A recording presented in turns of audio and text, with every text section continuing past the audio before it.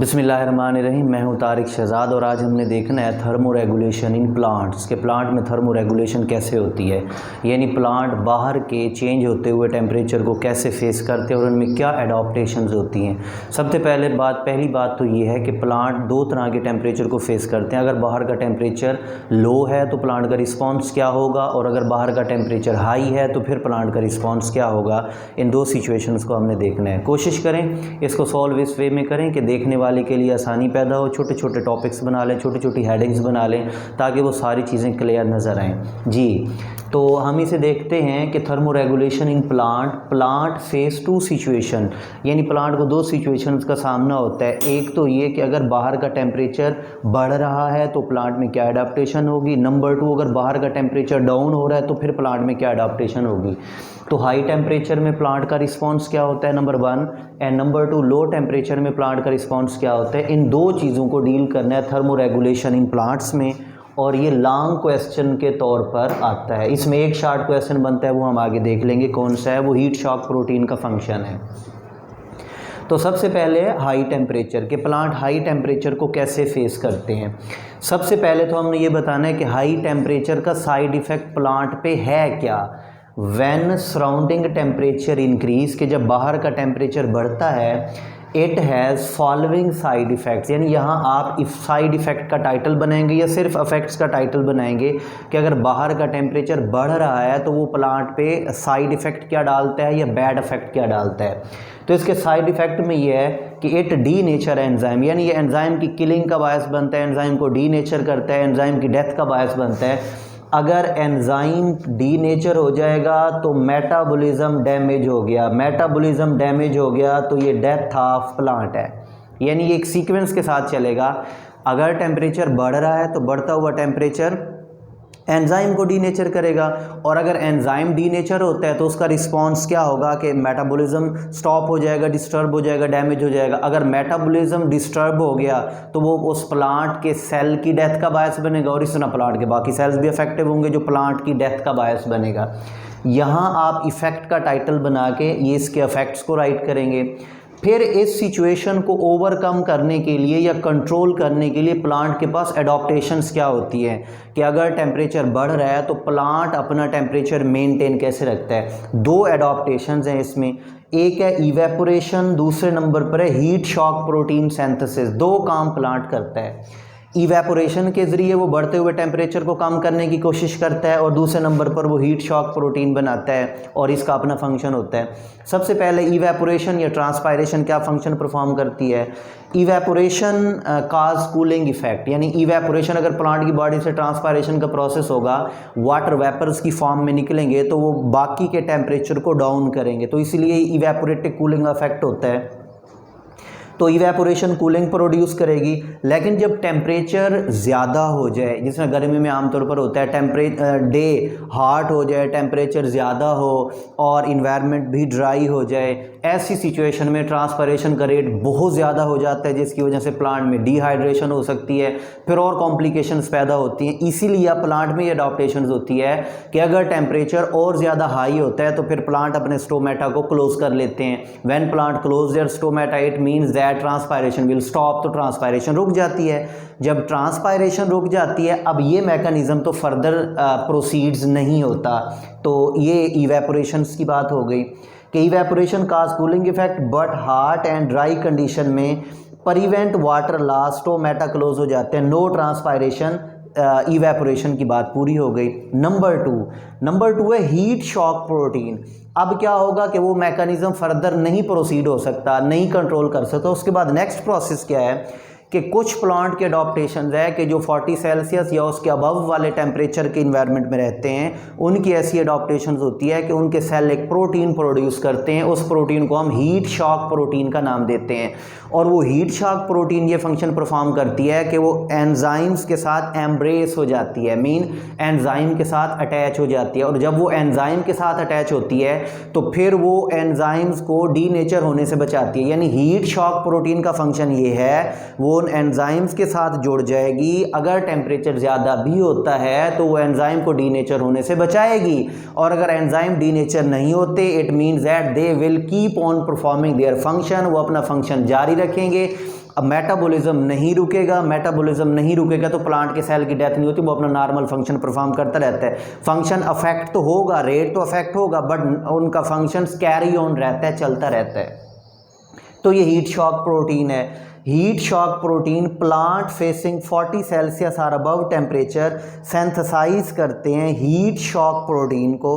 That protein embrace का मतलब है अटैच हो जाती है with enzyme that prevent denaturation, enzyme को डीनेचरेशन से बचा लेगी। ये हीट शॉक प्रोटीन का क्वेश्चन शॉर्ट क्वेश्चन के तौर पर भी आता है, और क्वेश्चन ये होता है कि right the function of heat shock protein, कि हीट शॉक प्रोटीन क्या है और इसका फंक्शन राइट करें, तो ये इसके शॉर्ट आंसर्स में आ जाएगा।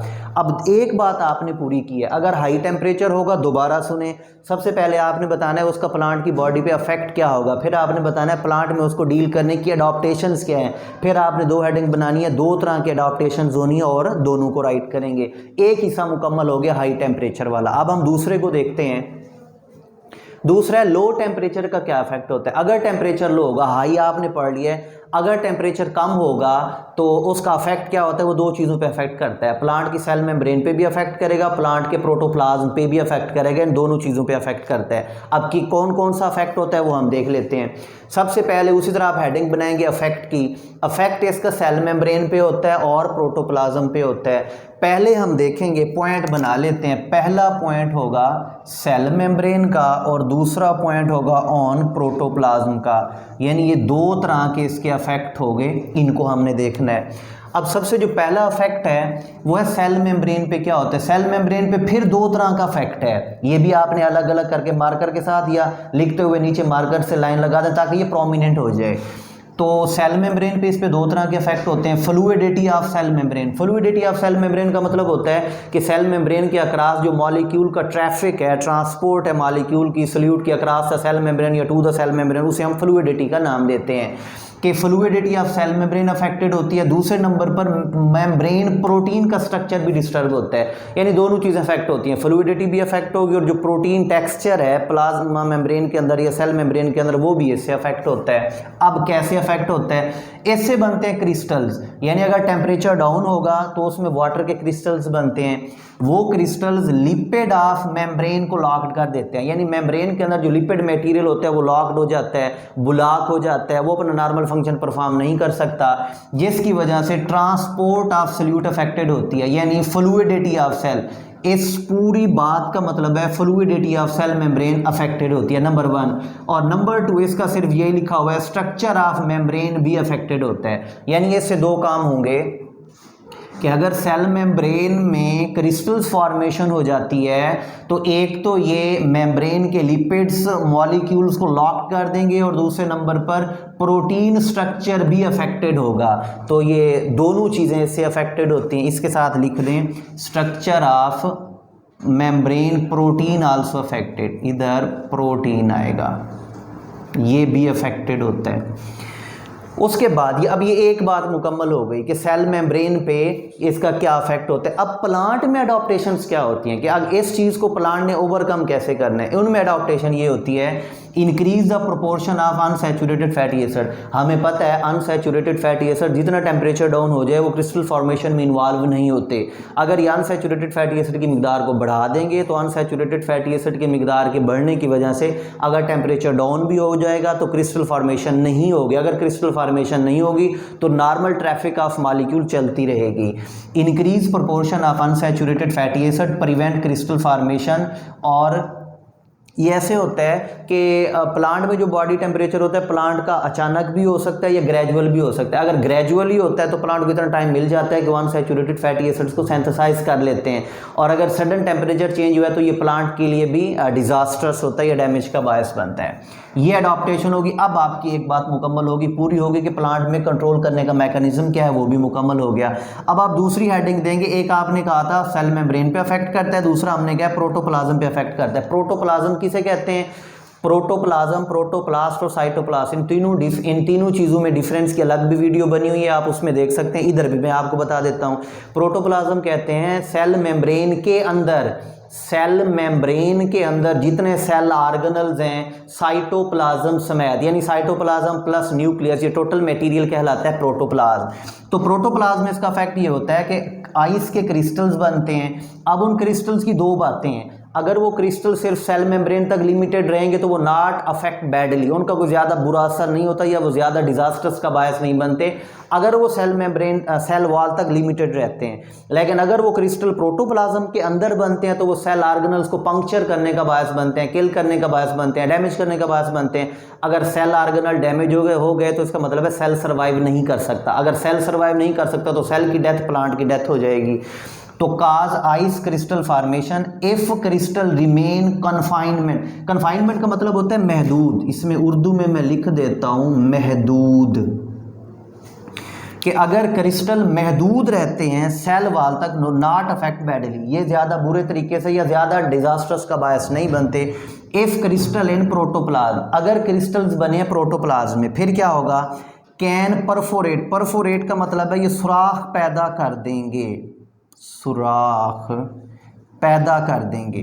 सुराख का मतलब उनको पंक्चर कर देंगे, उनको पंक्चर कर देंगे तो आप पंक्चर ऑर्गेनल्स एंड मेम्ब्रेन, और मेम्ब्रेन को भी डैमेज करते हैं। Hence death of plant, plant की डेथ हो जाएगी। अब प्लांट में इसके खिलाफ क्या अडॉप्टेशन है कि अगर प्रोटोप्लाज्म में क्रिस्टल फॉर्मेशन होती है तो प्लांट में क्या अडॉप्टेशन है। अडॉप्टेशन ये है कि प्लांट लाइक जिस तरह ऑक्स हो गए, मैपल्स हो गए, रोजेज हो गए, ये चेंज सल्यूट कंपोजिशन, ये सल्यूट कंपोजिशन को चेंज करते हैं। आपने फर्स्ट ईयर की केमिस्ट्री में आई थिंक पढ़ा था और वहाँ ये था कि अगर सल्यूट ऐड कर दे आप मज़ीद तो वो डेप्रेशन ऑफ फ्रीजिंग पॉइंट का बायस बनती है। यानी ये क्या करते हैं, ये सल्यूट की कंपोजिशन को चेंज करते हैं। जब ये सल्यूट की कंपोजिशन को चेंज करेंगे तो उसका इफेक्ट ये होता है कि प्लांट में अगर टेम्परेचर डाउन भी हो जाता है, यानी पहले अगर वाटर ज़ीरो पे फ्रीज हो रहा था तो अब वो ज़ीरो से नीचे चला जाएगा।